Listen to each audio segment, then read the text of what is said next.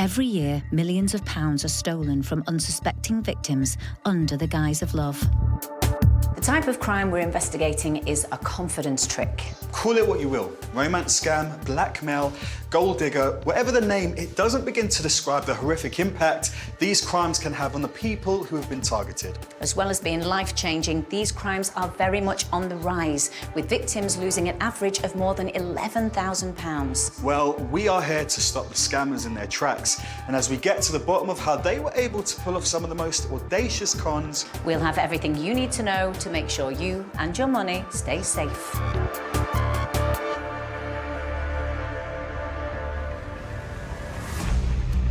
Coming up, an elaborate con involving a Nigerian politician and even the FBI. How a scammer's web of lies cost this woman £25,000 and her home. I really hate him. I really hate him. No one should have to go through what I went through. why this woman was determined to fight back against the fraudsters after they left her life in tatters. I couldn't face my family or anybody. And Kim's showdown with a scammer not happy at being caught out. Listen, you don't know what you're saying. I know exactly what I'm saying.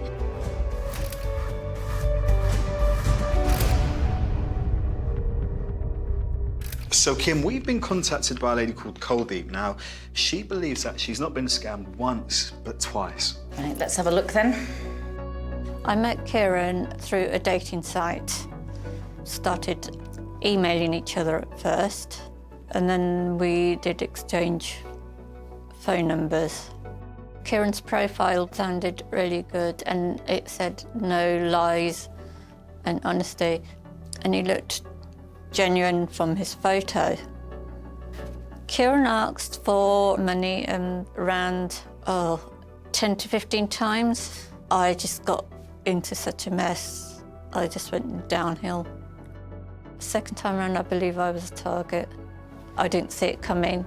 You know, it's in front of me. I should have seen it, but maybe because I was still vulnerable, I was still blinded by everything. Closure. That's what I want. Just want closure. With potentially more than one scam to unravel, Kuldeep's case is complicated, and I've got a lot to investigate. I'm going to meet Kuldeep to try to put a stop to this scammer's trail of deceit. In 2013, recently divorced Kuldeep was considering moving to New York, where she hoped she might find a partner. She joined a dating website and was contacted by a man who claimed to be a New York-based government consultant called Kieran. This person said, "Hello, my name is Kieran." He said that he's looking for a marriage and a steady life. So we started communicating. Okay, so you liked his profile, you liked the way he looked? Yeah. He's quite tall, dark hair. He likes Bollywood. He does like to travel. And you thought, I like this guy. So there's no reason for you to think that you might be meeting somebody who wasn't genuine? He seemed genuine. Kuldeep already had a long-standing arrangement to visit America to see family, so she planned to meet Kieran whilst she was over there. But when she got to the US, he told her he was out of the country on business and wasn't sure when he'd be back. Though disappointed, Kuldeep continued messaging him. And it wasn't long before, out of the blue, he told her his passport had been stolen and he needed to borrow some money. And how much did he ask you for? £500. Right, okay. Yeah, because he said that passports were quite expensive. Right, okay. And so at that point, how long had you been speaking by this Oh, time? God, it was not even a month. Was there an explanation as He to why? said he has no one. He's stuck. And he was like, it felt like he was begging me or pushing me. Okay. So he into was... a situation where I couldn't say no. Kuldeep sent £500 using MoneyGram to transfer into his account and thought that would be the end of it. But just days later, Kieran messaged her again to say he was in hospital and didn't have enough money to pay for his medical costs. I replied back, because haven't you got anyone else you could ask? And he goes, no. I said, will I get it back? And he goes, yes, when we meet, I will give it you back. And then I just fell into the trap again. I just fell. Gave him another £500. Okay. Sent over. So in total now that's £1,000 he's had of your money. Yeah. Which I'm assuming you can't really afford to be giving away to people. No, I was living in a flat.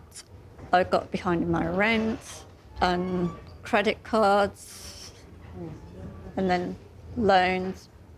Okay. Was there anything in your head that went, something's not right at this point? Or did you just still think that you were just helping him out? Just a tiny little bit of me that was saying, you know, something's not right. Not 100%, it was just like a little bit of me. And I tended to follow my heart and not my brain. Yeah, as head. As do a lot of us.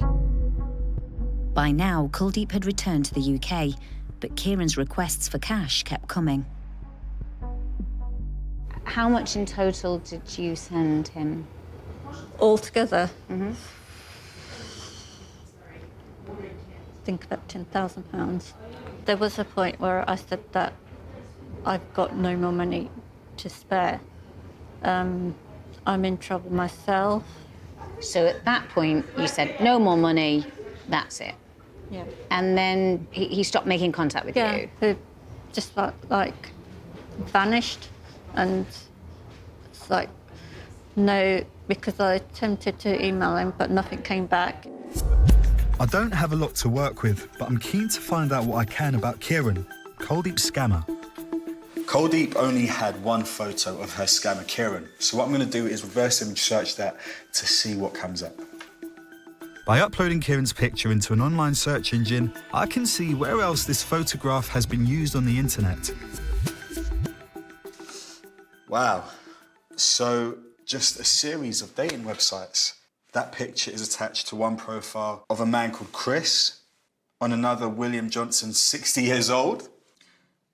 One of the websites that this photo comes up on is a scammer's warning website, actually. And it also suggests that the picture belongs to a man called Diego, so not Kieran. When the man she'd handed over almost £10,000 to stopped responding to her, you'd hope that the worst of Kuldeep's troubles were behind her. But a month later, she received an email which at the time she believed had been sent by the FBI. It informed her that Kieran had been arrested for scamming women like her, and there was even a way she could get her money back, plus more, as long as she paid out a lump sum first. So after things had calmed down, I get a scammed email claiming that they're from the FBI and they've captured... They said they'd captured Kieran? Kieran. Okay. Custody. Now, these people, again, I fell for the trap because they said, could I help halfway by sending this and we'll send you a parcel, Federal Express. And it just kept going on. And I said, there's nothing come for me yet. It'll be there, it'll be there. And I sent, I think it was £5,000 in total. £5,000? Yeah. And what were they telling you they were going to send you? Information? Or? All the funds that, all the money that I'd sent to Kieran. So you thought you were going to get that back? Yeah. So at some point you sat there and went, I've been scammed again? Yeah, I did, because this person kept ringing me and emailing me, and I'm still getting calls from that person. By now, Kuldeep's financial situation had deteriorated so badly she could no longer afford to pay rent and had little choice but to move back into her parents' house. After all this has happened and you're sitting there thinking, I've been scammed out of all this money from this person, and now you've found yourself back at home with your parents and having lost all of that money, you must have been absolutely devastated at that point. I was devastated, ill. I wasn't eating. I had to declare bankruptcy through this. Credit ratings went down. How do you feel about the people or the person that has done this to you? I really hate him. I really hate him. No one should have to go through what I went through. No, and presumably... I mean, I know I'm not the first, but there's others that's been... You're not the first. You won't be the last. We're going to do our very best to find out who this person is or people are, or at least where they are, where it's come from. What I'm sort of like frightened of, they put a profile picture up of themselves, and is it really that person or is it another person acting? I just want them found. Want it found, whoever it is. Well, we'll do our best. Cold Deep stories really upset me. You know, this is a lady who's been left vulnerable, who has been made bankrupt, who has lost lots of money. And it's not even just about losing money. The loss of the money is the tip of the iceberg. It's completely ruined that woman's life, and it is not okay for scammers to be getting away with it. It's just not okay.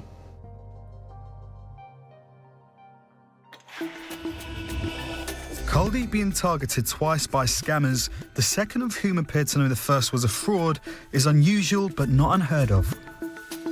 I've come to see Inspector Paul Carroll from the National Fraud Intelligence Bureau to find out more.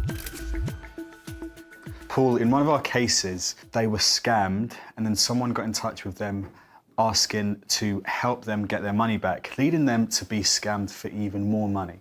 What's happening here? We call that fraud recovery, where actually details of victims can, on occasions, be shared within the criminal community, and previous victims be contacted with promises of retrieving their money. It might be through an investment scam. You know, if you invest your money in this commodity, we promise you huge returns on your investment, just to salvage some of the money they've lost previously. Do scammers have lists of targets where communities of scammers sell on information to access easy targets?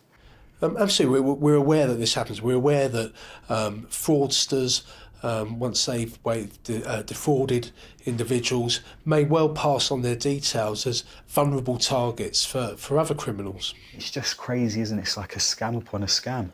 Yeah, absolutely, and that's what fraudsters do. They're constantly looking for new ways in which they can approach their victims, and ways in which they can create these realistic scenarios where the victim thinks, you know, I can get some money out of this. You know, I can retrieve some of the funds that I've previously lost. The methods applied by fraudsters, some are very clever. The techniques they use, the messaging they use, it's well thought out. This isn't the first time they've done it. They've probably tried it before and failed, and they've developed their techniques. How big of an issue is romance fraud in the UK at present? Reporting, we saw approximately a 27% increase compared to the previous year. We're acutely aware, though, that actually some people choose not to report. It may be that they're embarrassed about reporting. We really do urge people, if you have been a victim or feel you are currently a victim, please report to Action Fraud. The figures Paul's told me suggest the scale of these frauds is increasing all the time, but the story's becoming ever more elaborate and intricately plotted. The complicated twists and turns of a romance scam can sometimes feel straight from a Hollywood movie. Well, that was definitely the case for one woman we've spoken to. After what happened to her, she was determined to rewrite the script and give her story the ending it deserved by tracking down those responsible.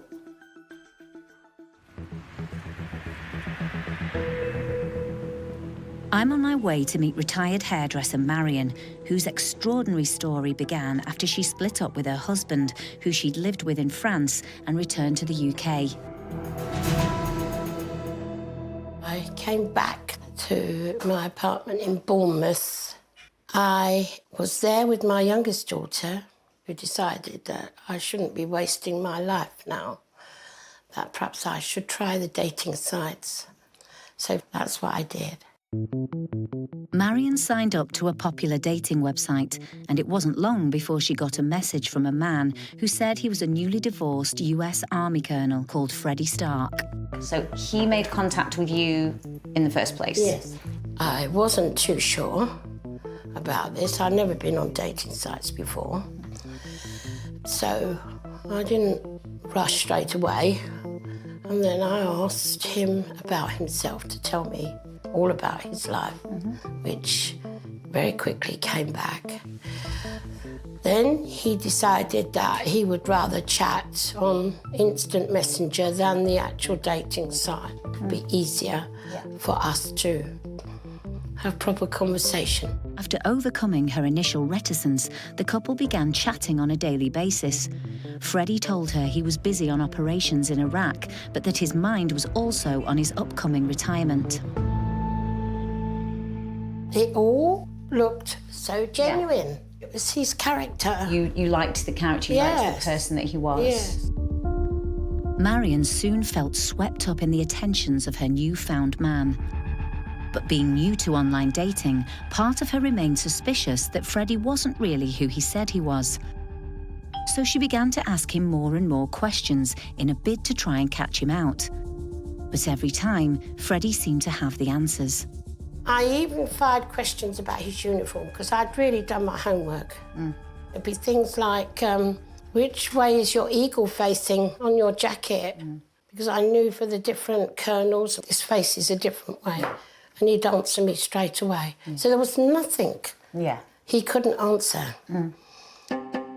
Reassured he was a man she could trust, Marion continued her conversations with Freddie, and it wasn't long before he began talking about her moving to the USA to live with him permanently.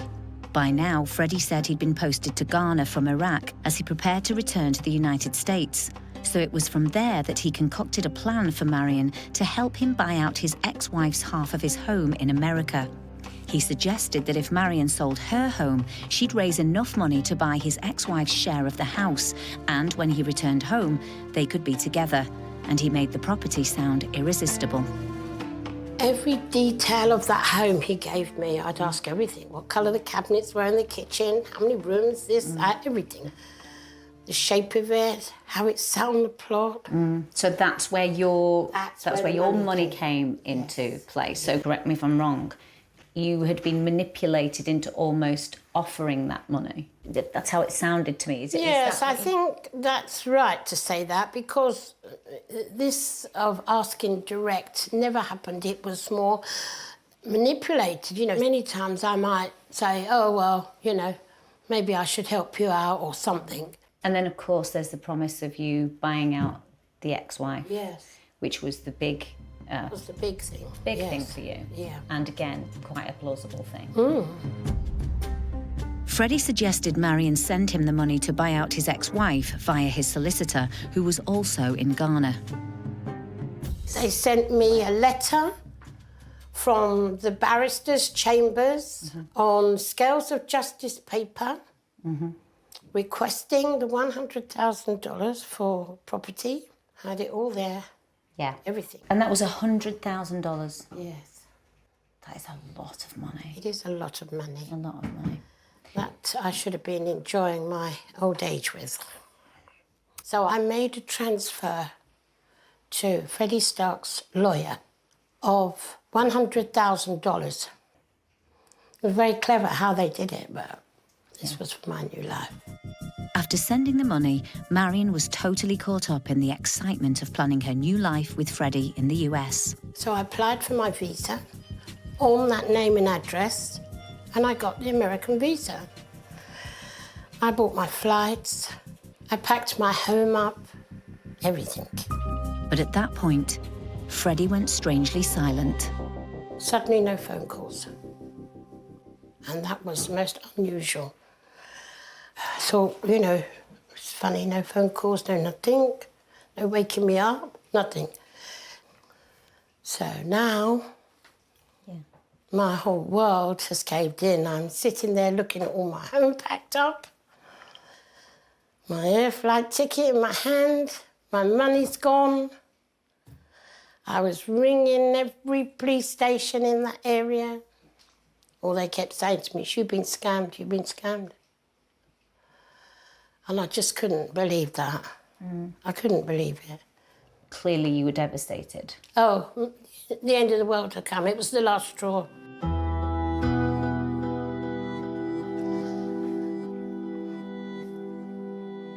I couldn't face my family or anybody.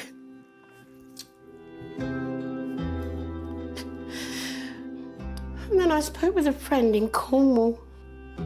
She was pleading, pack your clothes and drive here straight away. Just drive. Well, I did.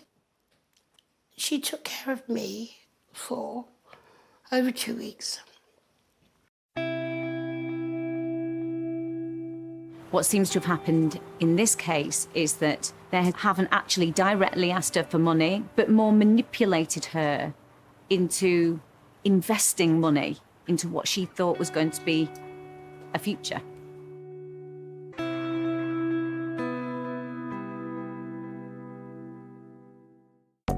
The stories of Marion and Kuldeep are both very different, and yet in each case, the scammer used similar techniques to find a way to tap into and exploit their vulnerabilities. Hi there.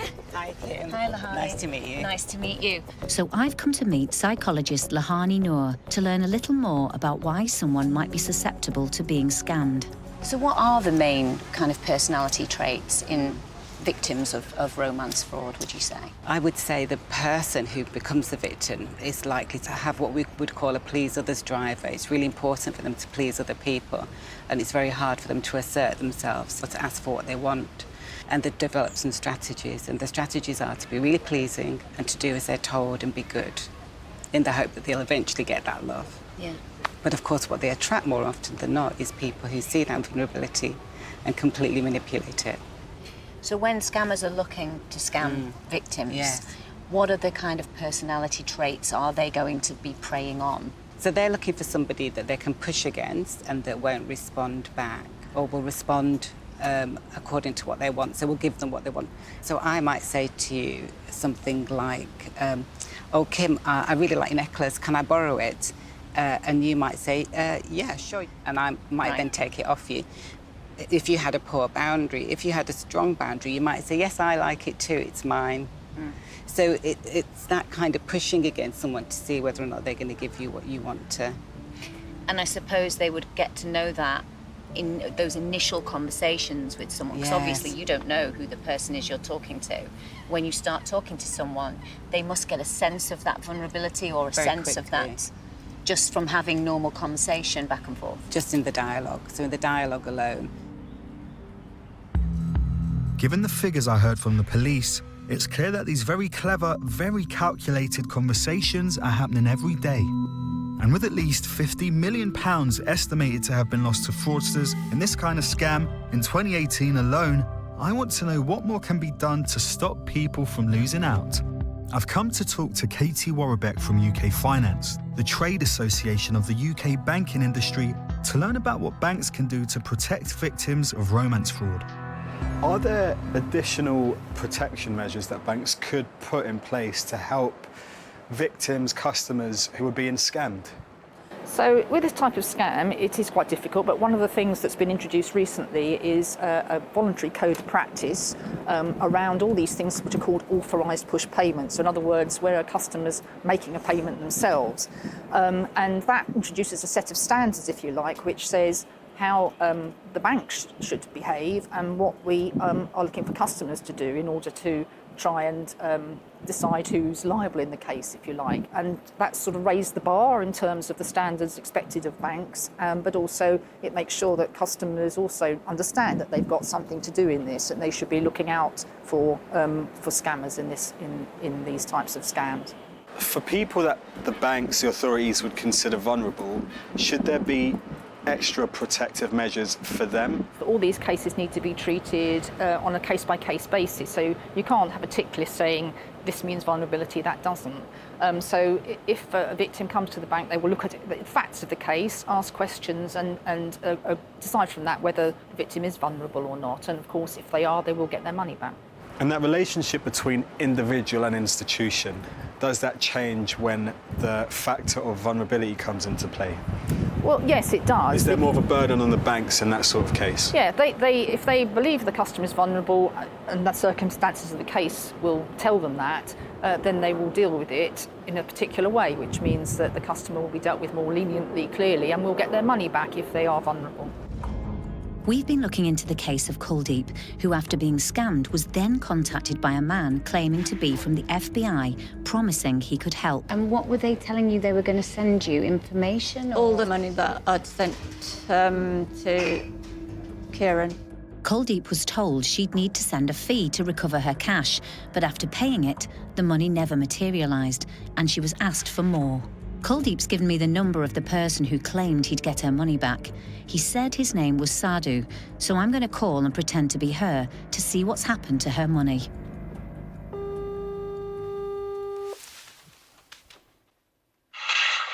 Hello? Oh, hi there. It's Kuldeep here. Okay, no problem. Hello, hi. I just need some help. I'm just wondering, have you got my money? Yes. You have. Oh, I'm just really confused. I'm not really sure what it is that I need to do now. You have to send me £250. Okay. Sorry, I know you said, but I was just confused because I'm not sure where I need to send that to. You have to send it through MoneyGram. MoneyGram Walmart. Okay, but why am I sending it there? Sorry, why am I sending it to the United States? The process will be very, very fast from there. Okay, so is my money? The process will be very fast. Is my money in the United States or is it somewhere else? Yes, it's there. You're sending it to the person that's going to process everything all. And she's my secretary. She's my secretary. She worked with me before. Oh, but right. Right now, she has been promoted. So she's definitely going to give you that money, though, isn't she? So I don't want this to happen again. Yes, sure. Trust me, sure. Right. And you'll get your money as soon as possible. Send me those details again, then I'll go straight there and do it. Is that okay? Okay, yes, fine, that's okay. Okay, thank you for your help. Okay, you're welcome. Bye. You're welcome. Thank you, bye.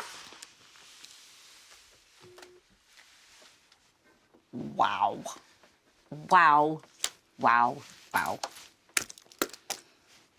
Yeah, that's definitely legit. Once off the phone, the scammer sent through the bank details for me to send him the £250 and also promised to send some photos and ID to convince me he was genuine. And sure enough, there it is. So I handed the pictures straight over to Ashley to see what he could find out. So Kim spoke to this person and they asked for 250 quid to help Kuldeep get her money back. We asked for some pictures and we've got some now, so I'm going to take a look and see what I find. These are all the pictures that have been sent to Kuldeep. This person claims to work for the FBI. Wow. I don't suspect a lot of FBI officials wear this sort of attire when they're at work. This man claims to be called Sadhu Bakhani, so what I want to see is if that name comes up when we see the origin of this picture and who it belongs to. Again, I'm reverse image searching the pictures sent through to Kim to see where else they've been used online. So a totally different name has come up. The name Dinu Malay. Something is not right here. Next, I searched the name associated with the pictures to see what I can find. And it's clear the photos we've been sent aren't just of some random guy. Dinu Malay. Dinu Malay is a Nigerian politician, senator. He's a member of a Nigerian political party. He does not work for the FBI. And obviously, he's not called Sadhu Bakhani. Do you know what? This is so blatant. What he's done is that he has taken the identity of a Nigerian statesman and they have done a very cursory, quick, simple Google search to take the top images of this person to create a fake persona. This is astonishing. It's clearly another fake identity, and whoever's really sending these pictures is still trying to extract money from Kuldeep in an elaborate scam. The fraud that sucked in Marion was equally sophisticated, using a mix of technology and psychology to convince her she'd soon be starting a new life abroad. As we've seen, Marion's scam was incredibly complex, but she was determined not to give up and took the extreme step of travelling to Ghana so she could see justice served to the scammers. I thought, I'm not going to let these people take my life or have to live with this like a cancer. So I then decided I'm going to fight back. After doing some of her own investigative work, Marion flew to the location she sent the $100,000, Ghana, a country where many of the scams we've investigated have originated. She sought out the office of the then Attorney General, Betty Mould Idrisu. I spoke to Betty in Ghana via video call to discuss Marion's extraordinary case. Hi, Betty. Hi. Thanks for talking to us. That's fine. So first of all, Betty, what do you remember of Marion's case? I have a very vivid memory of her and her distress and trying to help her. It was unusual to see a victim coming into the country to seek for justice. Okay. It was unusual for her to even have the courage to come to the office of the highest minister responsible in Ghana. And she was lucky because I had been working with Scotland Yard in the UK in my former capacity as legal advisor to the Commonwealth. So we had done work on issues of cybercrime. So she poured her heart out, told me the story. It was absolutely shocking. And I called in the police. They were very eager to assist to get to the bottom of this. Police in Ghana were able to track down 5 people associated with Marion's case. But Ghana remains a hotspot for romance scams, and Betty is keen to keep fighting against the scammers. What is it that makes so many people in your country do this? It's easy for them to do. It's relatively inexpensive. And they don't believe that it's a criminal offense. They really look at you blankly when you tell them you're not allowed to do that. You can go to prison. It's a second-degree felony. Okay, so what tools have you developed? And how have things changed since Marion's case? There's a tighter financial system in that you can't send money that easily anymore. You can't open bank accounts that easily. I think that's a global phenomenon now. Also, the police, the investigators, have become very equipped and they're able to work with the UK and the other Commonwealth countries and Nigeria itself. There's a lot more of what we call mutual legal assistance going on. Hearing your view from a Ghanaian perspective, Betty, just gives it a whole new dimension. Thank you so much. Thanks so much. And it's been great talking to you. Despite her victory in the Ghana courts, Marion hasn't had any of her money back. But she's at least pleased that the people responsible for scamming her have been brought to justice. I couldn't let these people take my life. I had to go and find them. Over the next months, I sat in the Supreme High Court in Ghana and fought those 5 cases, and they were found guilty and they were sent to prison. Whilst Marion's scam traced back to Ghana, we suspect Kuldeep may have been conned by someone located in Nigeria based on the information we found so far. The pictures supposedly of the agent helping her were actually those of a Nigerian senator who appears to have had his identity stolen by a man claiming to work for the FBI. You scammed twice. That's horrible.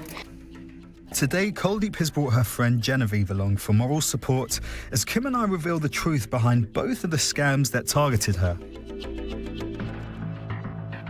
Kuldeep, we have been working hard to find out as much information as possible. Now, we have done our very best. What I want to do is just talk you through what we know. Is that okay? Yep. First up, revealing the true identity of the face Kuldeep fell for in the first place, so-called Kieran. We only have one photograph to work with, and from reverse image searching that picture, we found his image on a lot of dating websites. It's associated with different names, different locations. I have a few for you here. There you go. Here's another one. Another name, same picture. The website suggests that this image actually belongs to a Colombian man called Diego.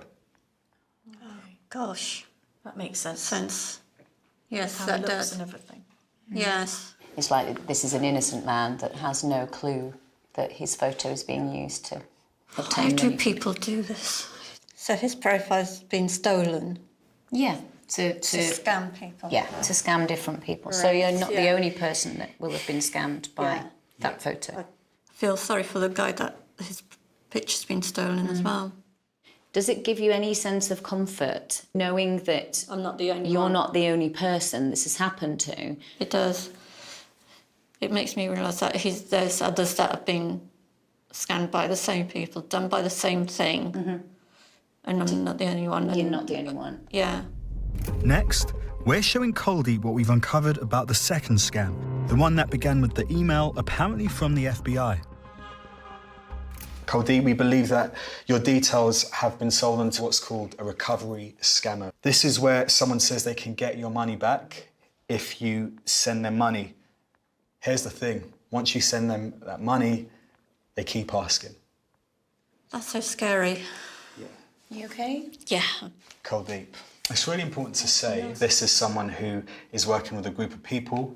They're using technological trickery and all sorts of resources and tools to dupe well-meaning people like yourself. There's a lot of sick people out there. Yeah. A lot of sick people who want to hurt innocent people, like myself. They don't know what they're doing. Of course, this particular scammer believes Coldeep is still under his spell. Kim called them up pretending to be you, and the first thing they did was offer to get your money back if you paid more money.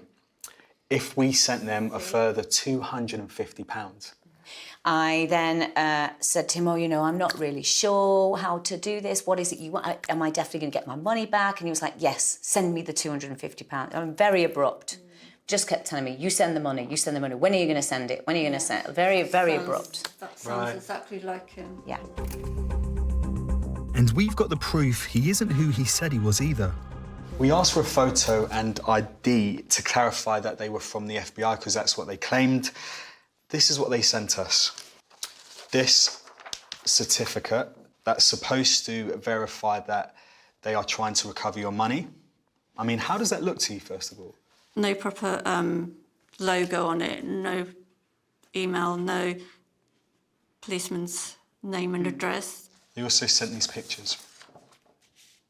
Coldeep, you can see that the scammer lists his name as Sadhu Bakani. Now, we looked up that name and it appears that this person is actually a serial scammer. They definitely do not work for the FBI and there is no way that they can get your money back. We reverse imaged search these pictures and what we got was a Nigerian politician called Dino Malay. This is the senator's Twitter account. So he's had his profile stolen as well. When you look at the person's identity on Google Images, you see the first top images are of those pictures. So he's not even been very clever about it, has he? No. It seems like, you know, he's just printed them off Google. We may not know the scammer's true identity, but we still have his phone number. Time for Kim to call back and tell him we're on to him. We've been speaking to the person behind this fake identity, Sadhu Bakani, and today we're going to give him a call and ask for your money back. I'm going to call him and I'm going to pretend to be you. I'm going to try and find out who he really is. I'm going to try and find out where your money has gone. Of course, they may not be very forthcoming with that and they might just put down the phone. But the point is, we're going to try and find out what we can.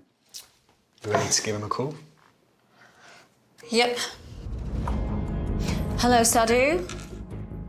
Yeah? Hello, hi. I'm not sure about sending this money. I'm a bit nervous. I'm a bit concerned that I'm not going to get my money back. That's your mind. You send the money. Send the money. But will I really get my money back if I send it? You're going to get your money back. Trust me. You're going to get your money back. Trust me. Can I? Tell the country. Sadhu, I have to tell you something. I'm not actually Coldeep, but Coldeep's a friend of mine. I have to tell you, my name is actually Kim Marsh. You're being recorded for broadcast on the BBC, and we've been filming with Coldeep for the last few weeks. We believe that Sadhu Bakani is a fake identity that you've created as part of a scam. I'm right, aren't I? Listen, you don't know what you're saying. Oh, I know exactly what I'm saying. What's the meaning of all this nonsense? What stupid nonsense talking is? Are you on a man? Hello, Sadhu If you don't Bakani. have anything important to say, just get out of my phone. What's the meaning of this nonsense? You're insulting me and you're telling me nonsense. Respect yourself. Sadhu, what is your real name? My name is Mr. Sadhu Bugani. We've looked that name up online and multiple scam websites warn that that is a name. Listen, that is what people do. People use my name. People use my name. People use my name to extort money. The number that you've been calling us on has also been listed as a number that has been used to scam people. What do you say to that? Listen, leave my phone or you come down to Nigeria. Come down to Nigeria, come and get your money. Simple as that. Tell us about the pictures of Dino Malay, the Nigerian senator and politician. That is my picture. No, it's not, mate. It is not your picture. It isn't. It belongs to a Nigerian senator. You know what? Come down to Nigeria. How about you tell us where the money is? Oh, he's gone. This was a man who was extremely aggressive and, frankly, super intimidating. Yeah. I could not That's imagine... why I couldn't sleep. I just was unable to sleep. Kuldeep, I would dread to think of you being on the phone to him alone at night time at your house. This is the tactic that many of these scammers use to prey on vulnerable people and to use their influence to get money from vulnerable people like yourself. It just scared me when he said, I'll haunt you down. Because I want my share of the money and I'll haunt you down. I can trace your phone, I can trace where you are. He won't. He can't. He absolutely won't. Can't do that. It's a trick that he's using to try and con you to get more money. You block that number, you never make contact with this person. And what you need to remember is that this is someone in another country. They don't know where you live, you are safe. Okay? Okay. I think it'd be worth you changing all your details, change your number, change your email address, only give it to those people that really need it or that you really want to have it, that you really know and trust. And if you get any more phone calls from people you don't know or messages, I just don't answer. just don't answer, don't reply. Don't reply. Yeah. Kuldeep, really hope that that information has informed you and it will empower you to make choices that are going to benefit you moving forward. Thank you, Ashley. Thank you for looking into it very much. Thank you, Kim. And you're welcome, thank you. You've been really brave telling your story. How I feel now is, you know, I just don't care anymore. I feel I can breathe, you know, forget what's happened. And it's a sense of relief that I'm not the only one. If you think you've been scammed in a similar way or have been asked to send money to someone you're talking to online, then we'd like to hear from you. Email loveormoney@bbc.co.uk.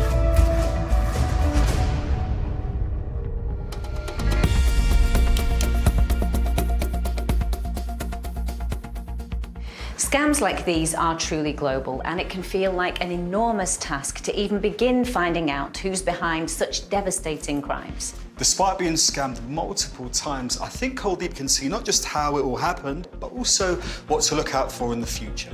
And if you're worried about who you might be talking to online, hopefully you now know how to spot the crucial signs of whether someone's in it for love or money. Details of organisations offering information and support with fraud are available at bbc.co.uk/action line.